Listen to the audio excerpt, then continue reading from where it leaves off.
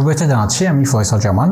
আজকের যে ক্লাসটা সেটা হচ্ছে অ্যারের ভেতর। এবার অ্যারেকে আমরা একাধিক অ্যারে কনক্যাট মেথড ব্যবহার করে আমরা যে একাধিক অ্যারেতে বা একাধিক যে অ্যারেগুলো আছে সেটা নতুন একটা অ্যারেতে আমরা যোগ করতে পারি। তো তার জন্য হতে পারে যে আমার অ্যারে থাকতে পারে যে একটা অ্যারে, যেমন একটা অ্যারে, ঠিক আছে। অ্যারের ভিতরে যে তথ্যগুলো থাকতে পারে, যেমন হচ্ছে আমি ধরলাম হচ্ছে আমি একটা অ্যারে লিখলাম, সেটা হচ্ছে অ্যারে 1 ABCDEFG।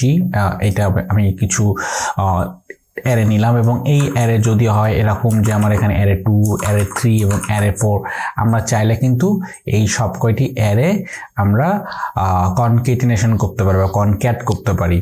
তো একটা কনক্যাট করতে পারে, এটা কনক্যাট নামে যে একটা মেথড আছে, এই মেথডটাকে ব্যবহার করে আমরা এই অ্যারেটাকে যোগ করে, ধরেন এটা অ্যারে 1, অ্যারে 2, অ্যারে 3 এবং অ্যারে 4, আপনি চাইলে 5 নাম্বার অ্যারে 5 নামে একটা ভ্যারিয়েবল বানালেন, তাহলে সেই 5 নাম্বার ভ্যারিয়েবলের ভেতরে এই সব কয়টি অ্যারে আপনি চাইলে কিন্তু কনসোল লক করতে পারেন। আচ্ছা, তো বাই দ্য ওয়ে আমি হচ্ছে একটু স্ক্রিনটাকে একটু জুম করেছি, আমি জানি না আপনাদের দেখতে কোনো প্রবলেম হচ্ছে কি না, তারপর আমি চেষ্টা করছি একটু স্ক্রিনটাকে বড় রাখার বা এখানে ভিজুয়ালাইজেশনটাকে একটু ইনক্রিজ করার যেন আপনারা ভালোভাবে দেখতে পারেন। অনেকে আবার একটু ছোট স্ক্রিনে দেখেন, যেমন মনিটরের 14 ইঞ্চির ল্যাপটপের স্ক্রিনে দেখলে এই জিনিসটা একটু প্রবলেম হতে পারে। সো আশা করি এখন কোনো সমস্যা হবে না। আচ্ছা, তাহলে এখানে আমরা আরও কিছু অ্যারে এখানে ডিক্লারেশন দিয়ে দিই, যেমন হচ্ছে অ্যারে 1 এবং অ্যারে 2। এটা আমার অলরেডি লেখা আছে, আমি জাস্ট এখানে পেস্ট করে দিলাম। আমি সিম্পলি আছে অ্যারে 1, অ্যারে 2 এবং অ্যারে 3 হচ্ছে FGH এবং IJKL, এই কয়টাতে আমরা লিখেছি। এইবার হচ্ছে আমরা একটা var নিচ্ছি। আমি কিন্তু লেট নিয়েও করতে পারি, var নিয়ে করতে পারি। তাহলে এখানে var, লেট এবং আমরা যে এই যে ভ্যারিয়েবলের যে নামগুলো আছে, এইটা নিয়ে আমার একটা পার্টিকুলার ক্লাস আছে 3 নাম্বার থেকে 4 নাম্বার ক্লাসে আমরা এই জিনিসটা জেনে নেব যে ভারের কাজ কি, লেটের কাজ কি। সো এই জিনিসটা আমরা একটু জেনে আসবো, ঠিক আছে।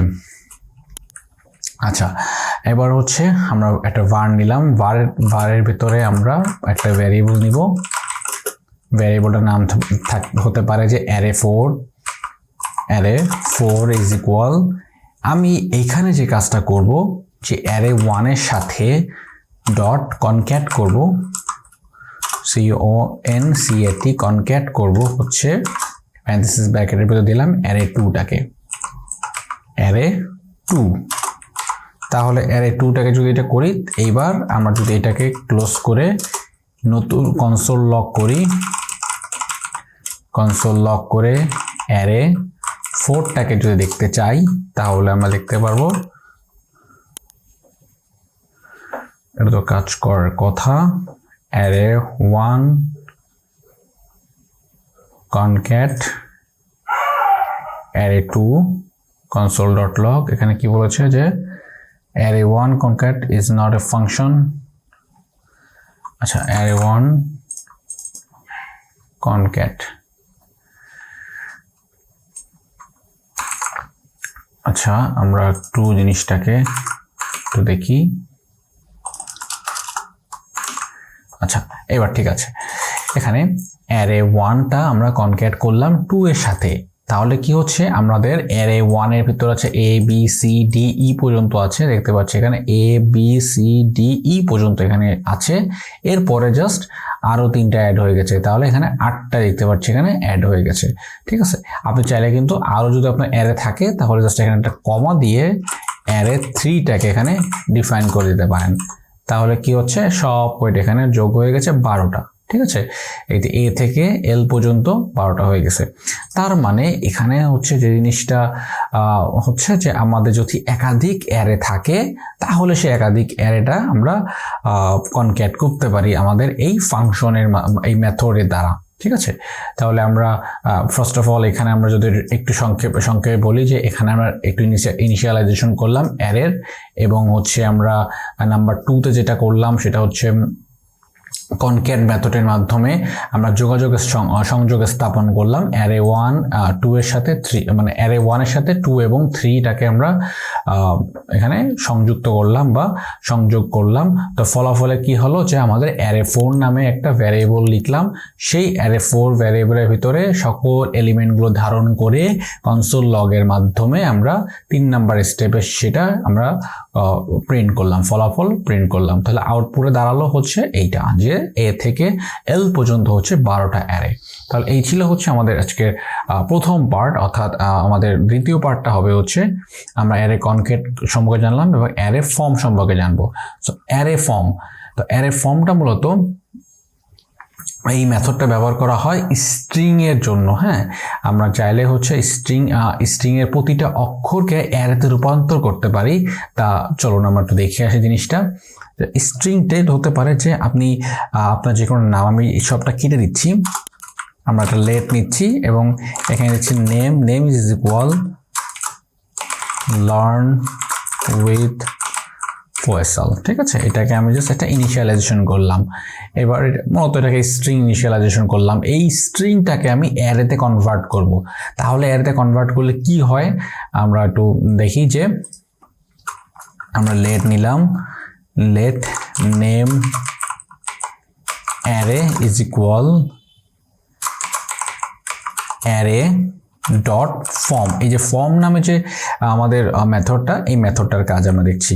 তাহলে এই ফর্মটা কি করছে, এই নেম নামে যে অ্যারেটা আছে এই অ্যারেটাকে মূলত অ্যারেতে রূপান্তর করছে। নেম ভ্যারিয়েবলের ভিতরে কি আছে, জাস্ট একটা স্ট্রিং আছে। তাহলে আমরা যদি এটা নেমটা এখানে বসাই, এটা ক্রস আসছে, এখানে চিন্তা কোনো কারণ নেই। এবার এটা জাস্ট আমরা ক্লোজ করে দিলাম। এবার কনসোল ডট লগ করে কনসোল ডট লগ, যেটা নাম দেবো হচ্ছে নেম অ্যারে। ঠিক আছে, তাহলে এটা যখন আমরা একটু রিফ্রেশ করবো বা সেভ করবো তখন আমরা বুঝতে পারবো।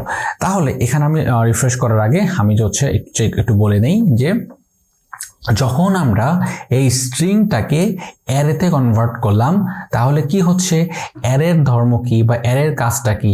অ্যারের কাজটা হচ্ছে যে অ্যারে ফর্মের যে মানে অ্যারে যে মেথডটা আছে, অ্যারে ফর্মটা মেথডটা আছে, এটা মূলত এই নেম এর উপরে হচ্ছে অ্যাপ্লাই হচ্ছে, মূলত স্ট্রিং এর উপরে অ্যারে কনভার্ট হচ্ছে, কনভার্ট হয়ে নতুন একটা অ্যারে ক্রিয়েট হবে, যে অ্যারের ভেতরে প্রতিটা স্ট্রিং এর যে অক্ষরগুলো এটা একটা অ্যারের উপাদান হয়ে যাবে।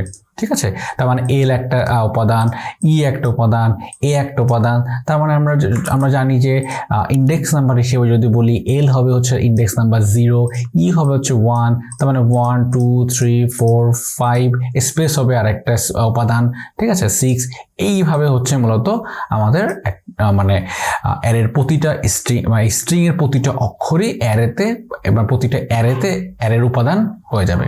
তাহলে এটা যদি সেভ করে রিফ্রেশ করি, দেখতে পাচ্ছি যে এই যে এল ই এ আর এন, এই যে একটা স্পেস, WIT এই একটা স্পেস, তাহলে টোটাল 17টা এখানে উপাদান আমরা পাচ্ছি।